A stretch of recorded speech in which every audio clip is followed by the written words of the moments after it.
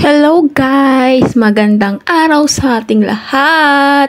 So, ngayon, for a long time na hindi ako nakapag-update sa aking 12B vlog page. So, kasi makikita nyo dito sa video, so maulan talaga dahil tong time na to bumabagyo dito sa Hong Kong. So, hello! Andito na naman ako guys. Wala akong kaayos-ayos. Ito lang yung ayos ko ngayon. Simple lang. So, dito ngayon tayo sa kakain muna tayo dahil maulan sa labas. Hindi ako makakain sa Filipino food. So, yun na nga. Enough ko yung volume dahil may music. Baka maka-copyright tayo. So, dito tayo sa Decaferal. Mag-order na ako ng food. Siyempre, ano pa yung ino-order ko lagi-lagi? Yung C1 naman. Yun lang yung type ko dito sa kainan kasi puro noodles or oatmeal lang yung ma-order. So, yan na nga, umu-order na ako. Sabi ko sa kanya, can I see one? Sabi niya, ice lemon tea. Stay here.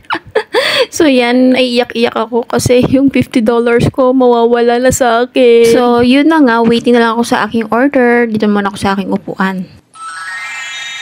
Sharon! Ito na yung mga in-order ko. Yan, ice lemon tea, tinapay, eggs, at yung isa is soup na macaroni. So, yun na nga guys, happy lunch, happy breakfast tayo dito bago ako mag-work ulit. Pero guys, hindi ako malungkot dito, masaya ako, kaso lang iniisip ko yung $50 ko na nawala sa sabi ko, paano na kaya ako nito?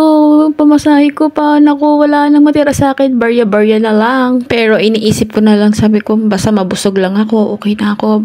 Okay lang yun, papalitan naman yun mamaya pagtapos ko mag-work, yun lang guys. So, gusto ko sanang makipagkwentuhan, kaso wala naman akong katabi dito, makakwentuhan dito. Kaya kumain na lang ako, pinokus ko na lang yung isip ko sa pagkain. Sa tinamnam ko yung lemon tea, tinapay, yung mga food na kailangan ko i-enjoyin ang buhay natin. Minsan iniisip ko, bakit ko patitirpin yung sarili ko kung pwede naman akong kumain ng kumain. Kahit ito lang sana magkapasaya sa akin Dahil maulan, ayan, nag-emote din yung aking heart.